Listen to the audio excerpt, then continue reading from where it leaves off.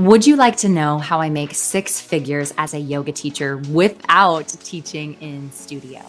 What if I shared with you the 5 steps to success to get you there way faster than it took me? I'd love to do exactly that. Join me for a free, yes, you heard that right, a free masterclass Sunday, August 11th from 12 to 2 Pacific Standard Time.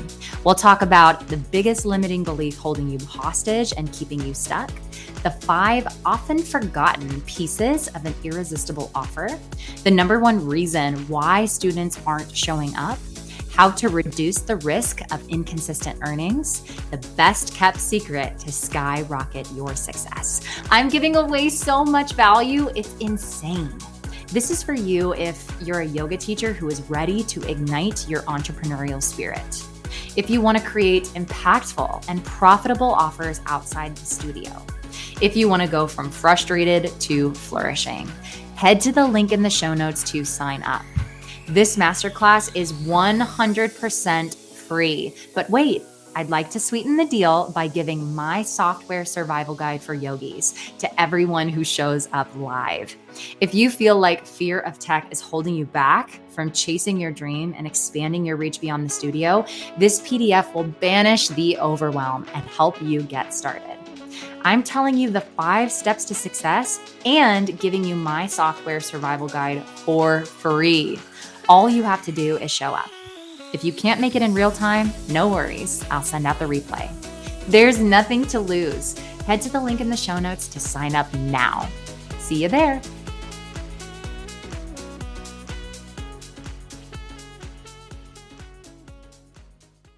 Hey yogis, MaKenzie Fly here, mom, yogapreneur, teacher trainer, retreat leader, and your guide to master your yoga teaching.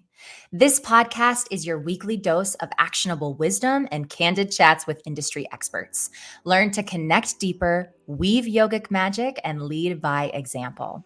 Full disclosure, I'm still mastering it too, but together we'll skyrocket your impact and income. Hit subscribe and let's grow, one episode at a time.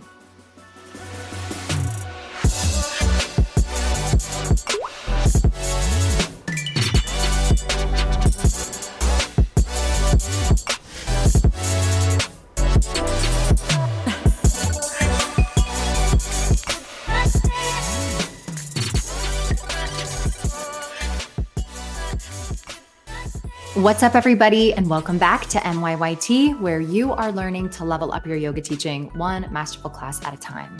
I'm sitting here staring at my pants where I've got some oatmeal and smushed blueberries on my left leg. Over here on my right shoulder, I've got some spit up, a couple of boogers, and I'm thinking to myself, MaKenzie, you've got to embrace the mess. This is the look of motherhood, and you've just got to accept it. It's probably your reality for the next couple of years. And I say this because you too are probably experiencing a version of that where in your mind, you're wanting things to be perfect. And because they're not, you almost want to stop yourself before you even get started. But that, my friend, is the recipe to procrastination. And you and I are going to see through that and get right to it, even if it feels like we're taking messy action. Messy action is better than no action. Am I right? Can I get an amen? Should I say it again for the people in the back? Because that is so true. I am in here at least for the next hour. I'm in my yoga studio where I film all of this for you. And my mother-in-law is here in town. She's watching baby Finn. So what that means is I have about an hour at least of not getting covered in food, of knowing that he is cared for. And I'm so grateful and glad because I want to come to you today and share with you 5 mistakes that stalled my success in becoming a full-time yoga teacher. In about 2020, or I guess it was around 2020, when I really decided to go all in on teaching yoga full time, it feels like it has taken me 4 flippin' years to figure it out in the sense that now I actually make a substantial income from my yoga teaching. I don't teach in studio. That's right. You heard correctly. I really only teach 2 studio classes, so 2 public classes. And yet I still make my living off of being a yoga teacher. And if you would have told me that 4 years ago, I think I would have been like, wait, what? Like you can do that? I would have thought that the only way to really sustain and thrive as a teacher would just be to teach more. And that's really kind of where I started when I decided to, really take this on more full time. But I learned along the way. And in the last 4 years, it's pretty much just been this trial and error or season of what it's felt like to me has been just throwing spaghetti on the wall, trying all of these different things to see what sticks. And it finally feels like I'm like finding my rhythm, finding my flow, that I've got some systems in place. And I wanted to share with you what those things were that were the big mistakes that slowed me down, in hopes that I can save you from making some of those mistakes, that I can save you from some of the frustration of wasting time, of wasting energy, of wasting money, so that you can get there faster. Because I promise you, my friend, it's possible. And I'm the living proof of that. And if I can help you get there faster, then that would just make my day. So before I unpack these 5 mistakes that I made, I wanted to address the elephant in the room when it comes to the conversation that we just had with Mayuri a couple of weeks ago in terms of appropriation, and is it even okay to make a living off of yoga teaching? I've sat with this a little bit longer. I've meditated, I've done a little more research, and ultimately you have to come to your own decision about this, because it's very individual and very personal. But for me, I feel that there could be no greater business to be in than the business of helping people, of serving people. And the way that I do that is through the vehicle of yoga. And this to me is what the Buddha talked about in the Eightfold Path. This is right living. Right living to me is making a living off of helping others live better and live well, not stress as much, learn how to manage their emotions. This is in terms of what I do as being a yoga teacher, just to the masses and to people.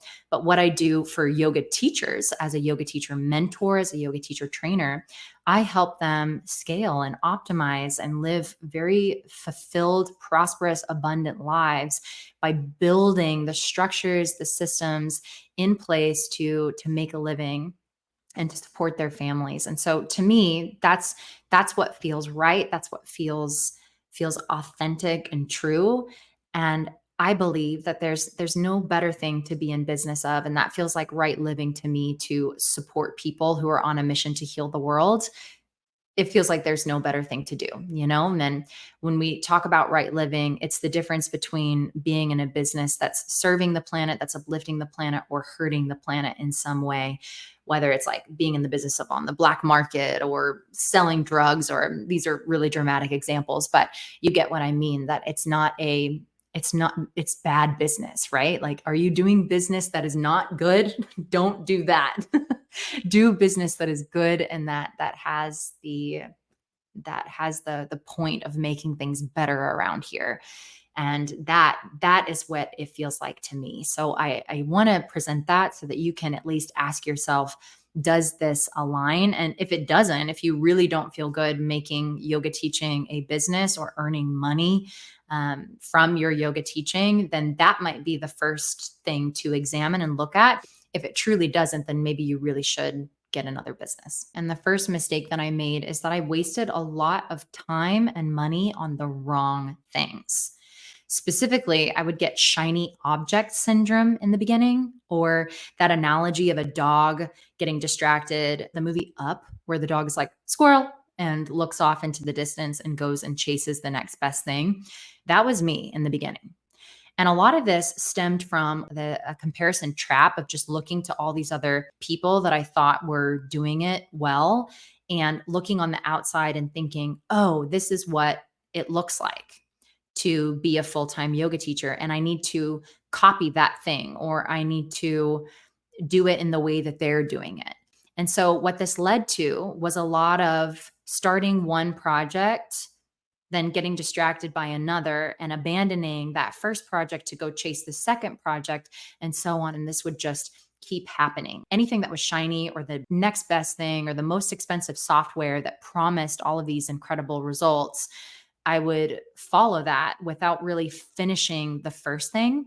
And so it was almost like the jack of all trades, but the master of none, that I was just stopping and starting. And a lot of this, again, was rooted in that comparison. Another way this presented was that I would get really caught up in the aesthetics over the actual substance. So I thought that it was really important to spend tons of time on things like building out a website, on getting your fonts, your templates, the color scheme.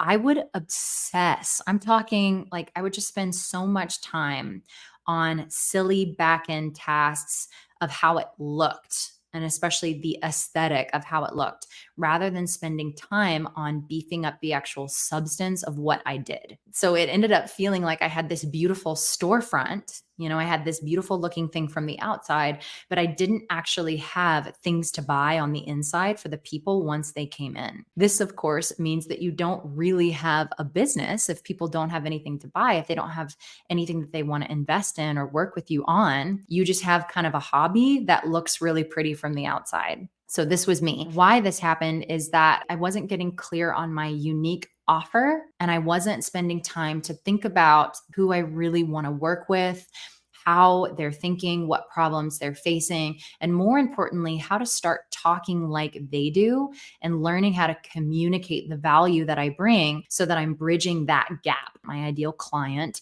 being on the outside and inviting them inside my store and showing them my really valuable products that they could buy in and buy that would change their life and would actually provide incredible transformation for them. I spent probably 2 years in the trap of spending way too much time and energy selling more of like a low ticket offer, specifically a membership. In the beginning, I tried to build out Flow with Fly, which was my grand idea for like a virtual yoga studio, which I actually resurrected in light of leaving a couple of studio classes just as a means to stay connected with a couple of students and offer more of a accessible and affordable and really convenient way to practice yoga with me.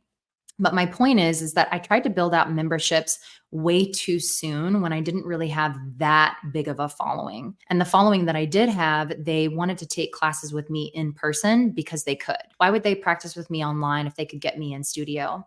So I would spend so much time building out this offer that didn't actually bring in a significant income. It couldn't support me unless I had a huge number of people opting in. So I had to go for quantity over quality.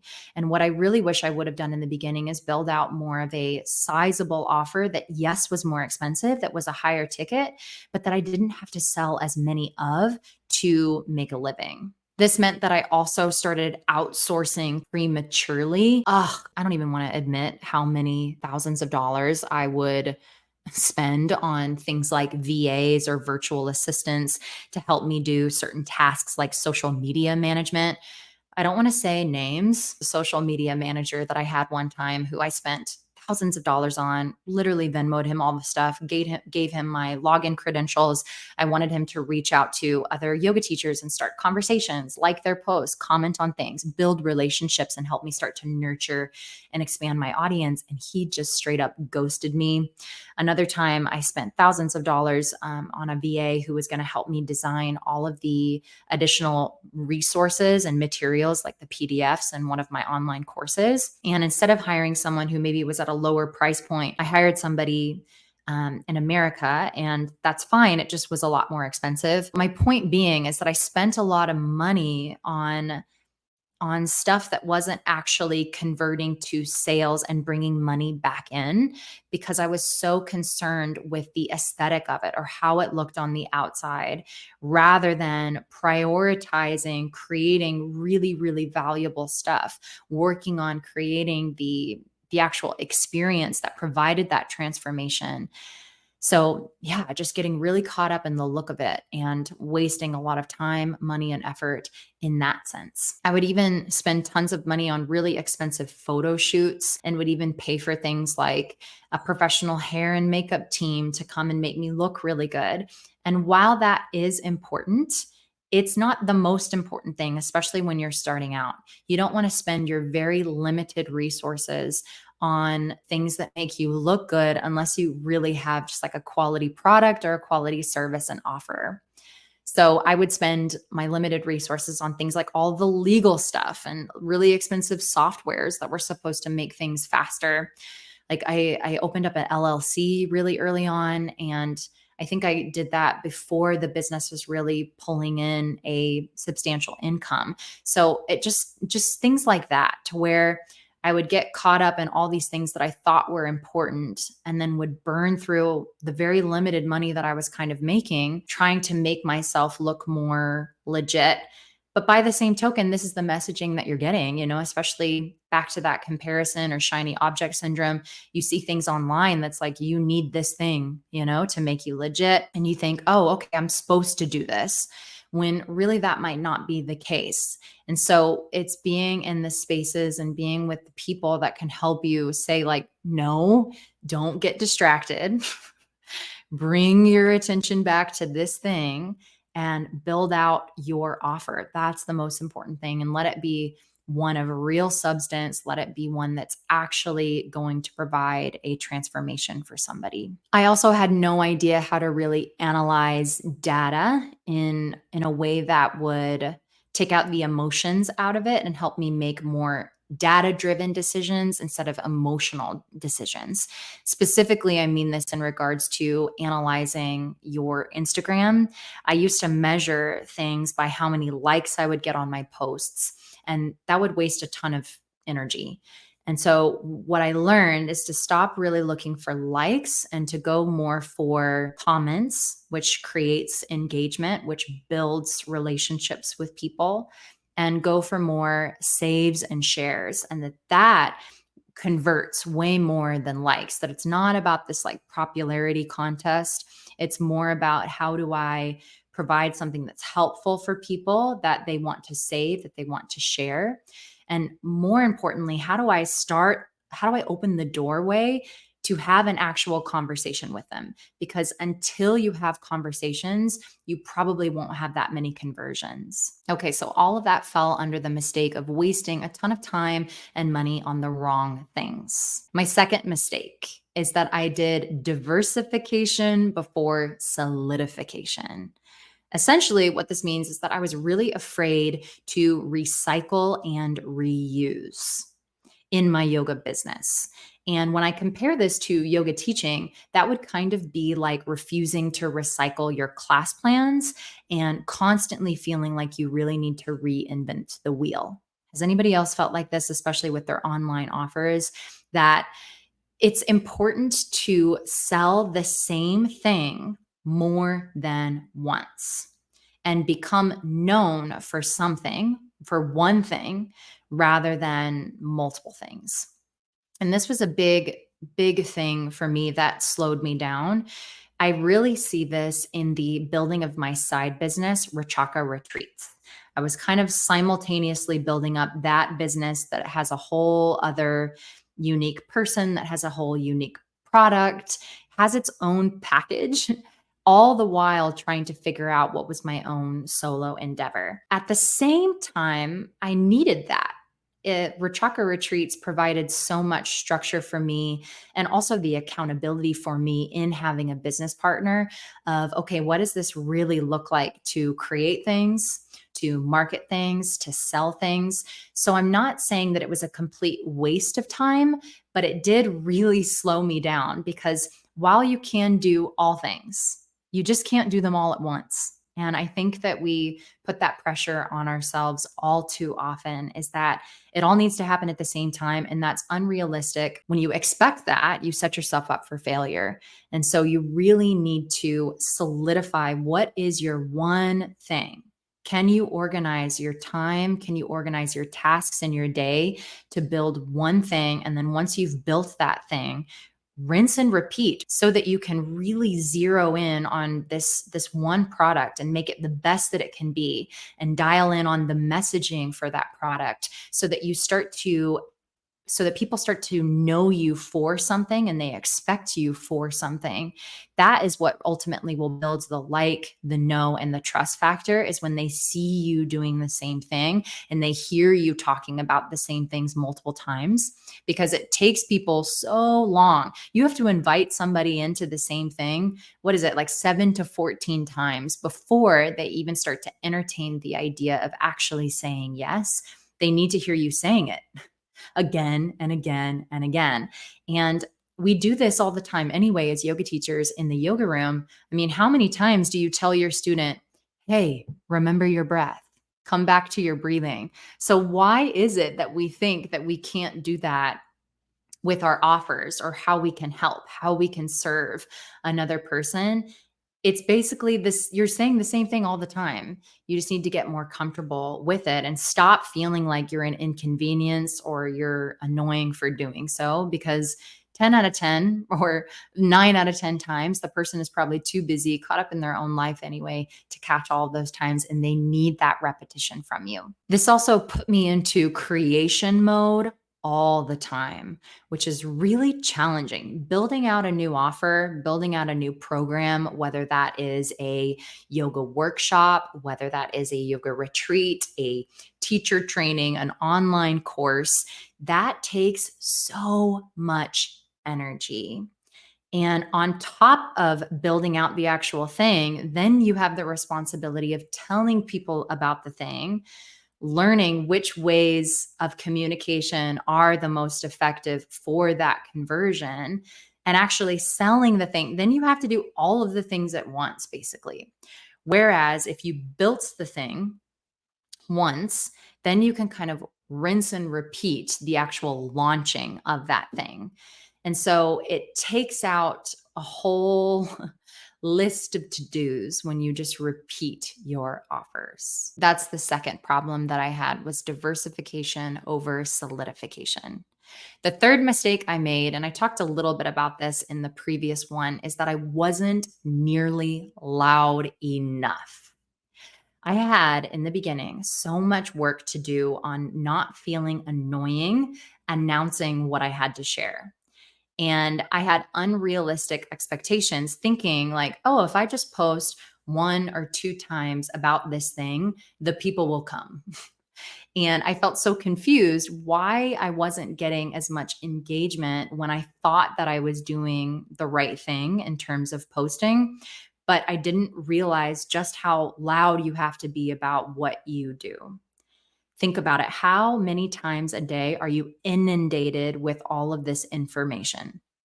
So many ads, so much noise. You're trying to do your to-do list. You're busy. You've got your own things. You need to realize, like, you have to cut through all of that as a service provider and as a marketer.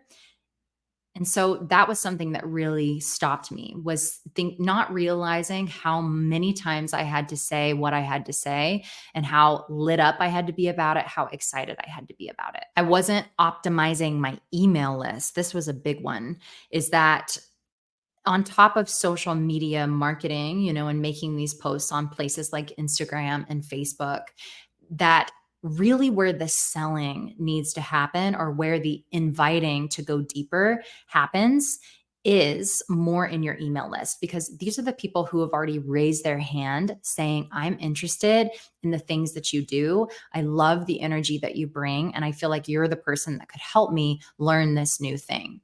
So the email list is really where you want to nurture the audience that you've built from your social media followings. So what the mistake I made was not leaning into that group of people who raise their hand. Those are the people that are the most likely to buy your service or your offer, because they have already said, I'm interested in what you do and I like the way you do it. So if you have something and you haven't taken the time to really build out an email list, that is a huge missed opportunity, because platforms like Facebook, all the social media platforms, you don't have ownership over, you don't control. And so if they were to just pause or stop or crash one day, you don't have any way to communicate with your people. And that's a problem. You want to be able to talk to your people when you want and not have to go through some other place or person to get in contact with them. And that's really the importance of building an email list. Lastly, I really had no idea of the psychology around copywriting or how to hook people in. It took me tons of time to create a visual and write like a captivating caption that would then translate to somebody wanting to buy into that workshop, that retreat, that online course. And so I had to do a lot of work of learning how to storytell, how to write in a way that makes people be like, I've really felt that way too. Or, oh my God, yes, she is saying exactly what I'm thinking. And writing in a way that establishes you as the writer, as the teacher, as this authority that makes people trust you and want to work with you. I had so much work to do around that. And once I really figured out some of these tried and true methods of writing, that's when I started seeing a lot of converting of people being like, yes, okay, she's the one that can give me this, that could help me overcome this thing and buy into some of the things that I was creating. So that's number 3. I wasn't nearly loud enough about my offers. You have to be loud. Say it again, and say it again until you're blue in the face. Okay, the 4th mistake that I made is that I wasn't in the right rooms. And I'm putting right rooms in air quotes, because what I mean by that is that I wasn't investing in being near, around, and with people who had achieved the success that I desired. Think about, I had somebody recently tell it to me this way, that going to Disney, you have 2 options. You can either pay just the park fee, just get the regular pass and go in, or you can upgrade to get the fast pass. And although the fast pass is an extra charge, what it kind of ensures is that you get to skip the long lines. And in skipping the long lines, you probably optimize your day and get to experience much more of the park because you're not slowed down by waiting in the long lines. And I really loved this analogy that my friend shared, because it's so that is exactly what coaches do. That's what mentors do, especially good ones and real ones that deserve to be invested in because they've actually done the thing that you're trying to do. And they can equip you with the fast pass or the cheat codes to skip all of the lines. That's probably my biggest regret, is that because I didn't invest in that early on, at the beginning of my first 4 years of really going all in, it has felt exactly like that. Like I've been standing in long lines that while doing so, I'm getting sunburn. My back is aching because I'm holding a backpack, that you don't get to ride all of the rides because the day is over and you've wasted all that time standing in lines. Like, you get the analogy. And honestly, looking back now, I wish I would have all that money that I was investing into expensive softwares, investing into expensive VAs, social media managers, all that stuff. I wish I would have put that money into just getting a business coach and a business mentor who could help me understand this area that I didn't really have any experience in, that I didn't have any expertise. That would have saved me so much frustration and probably would have gotten me there so much faster. Being in the room or being surrounded by not only the business coach that has some of the cheat codes and some of the answers is important, but more so being in the space of other people who are going through what you're going through in terms of trying to build a business. That in and of itself is also so valuable. I recently this year invested into a mastermind that put me in the room with other early entrepreneurs. And so I was surrounded by all of these other women who were trying to build these businesses and going through the same problems that I was going through, of like, okay, what is my actual offer? What does that mean in terms of building it? How do I communicate to them that thing? And so being in these circles and having these conversations was so game changer in the sense that all day, every day, I'm receiving messages from other people who are also going through it. They're also struggling. And so, weirdly, that is a big help because in the beginning, if you're not in those circles and you're not hearing other people be like, oh my God, this is way harder than I thought, you're sitting there all by yourself thinking, am I the only one that's struggling? Probably. And then you go through this whole story of how you're unintelligent, how you should probably just give up. And the self sabotage, the self doubt, and the negative self talk just begins to unravel all of your progress before you've even given yourself a fair shot. And that temptation just becomes all too easy to give up before you've really gone all in.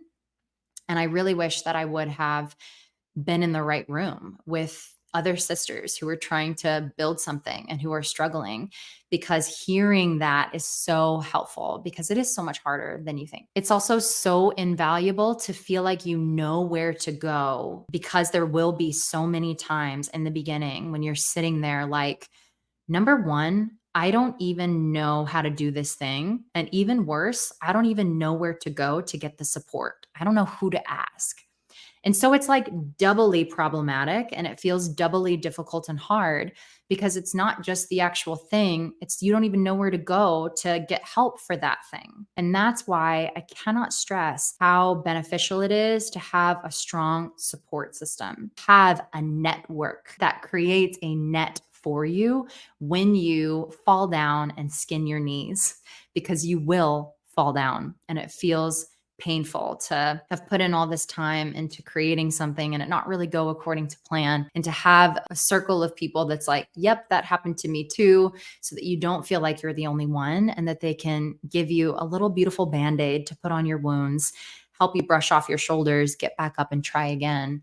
It's so important to have that. And another way that this really showed up in my experience in terms of not being in the right rooms is that I kind of felt like I was trying to create what I had not experienced yet. In other words, I was trying to be the giver before I was the receiver. That would be like trying to be a yoga teacher without ever having taken a yoga class. It just doesn't even make sense, right? So when I went to create all of these offers, like retreats, it was very difficult to do so without ever having been on a retreat. When I was thinking about creating online courses, I found it really difficult to do so without ever having taken a couple of online courses. It just doesn't make any sense, yet we do this all the time. If you find yourself sitting there thinking, I am struggling to put together this thing, it's probably because you haven't received it enough. And the immediate antidote to that, the immediate thing to do to fix that is to invest in that experience that you're trying to create, because it's much easier to experience it and get the sense and feel for it. And then, therefore, create from that inspired place of having received it. The fifth mistake I made was get pregnant. No, I'm kidding. I am so happy that I got pregnant. I can't even tell you how much of a journey it was to even get pregnant, but something that presented itself during pregnancy was this belief, and this really is the mistake that I made, this belief that I was too late or that I am too late. And the mistake is buying into that belief. Pregnancy forced me to slow down. Pregnancy forced me to sit down, literally. Pregnancy forced me to eat a snack. And maybe that's what you need to, is to realize that if this really is your life's work, and this is something my mentor shared with me that made such a difference for me personally, if this really is your life's work, then you will be doing it for life. You have to recognize, realize, understand, and accept that if you're going to be doing it for life, that there really is no rush. There's no rush. You're the one that's imposing this added level of pressure, this added layer of stress, thinking that it should already be done. or buying into these lies that tell you this would be so much easier if this was already figured out. While some people have already figured it out, they might say, yes, this is nice. It's nice to have this foundation of a stable career, steady income, all this stuff. It's not necessarily true. You can be building both this beautiful business as well as a beautiful legacy. And so it's not helpful to believe that you're too late. And I think that's the mistake that I made, is believing these thoughts that tell me that I'm too late. Because if I were to believe these thoughts that I'm too late, they would stop me. They would stop me from going any further from here. And so I want to tell myself, and I also want to tell you, that you get to choose those thoughts. You get to choose your life. And so don't believe it. It's okay. It's okay for you to build both. These are the 5 mistakes that stalled my yoga teaching career. I hope that you found them helpful. I hope that you heard a little bit of your journey and yourself in my story, and that listening to this episode saves you the time, the energy, the money, the frustration from some of these pitfalls and mistakes, and gets you to success faster. So don't waste time and money on the wrong things. Don't diversify before you solidify. Don't be too quiet about your offers. Get in the right rooms and don't get knocked up. I'm interested in speaking to the yoga teacher who is ready to ignite that entrepreneurial spirit, who is looking to learn what it takes to create both impactful as well as profitable offers outside the yoga studio and start to flourish as a yogipreneur. I'll be leading a free masterclass called How I Make 6 Figures as a Yoga Teacher Without Teaching in Studio, coming to you on August 11th from 12 to 2 p.m., where I'll be sharing with you my 5 steps to success. I really hope to see you there. Until then, namaste blessed.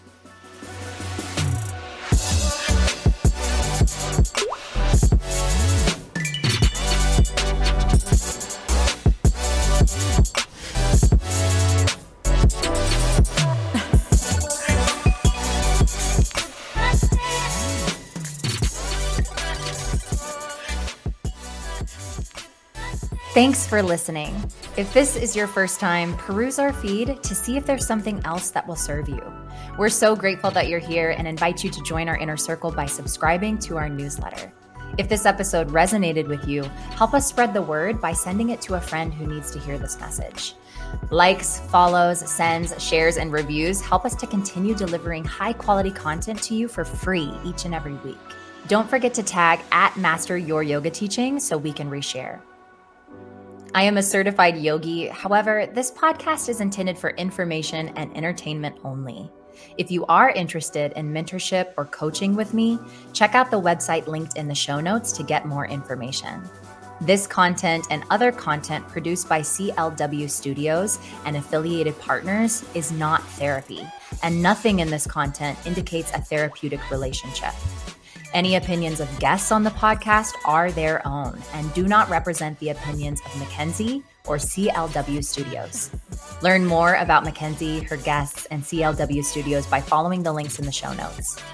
Keep shining, and we will see you next Wednesday for another dose of Master Your Yoga Teaching. Namaste blessed.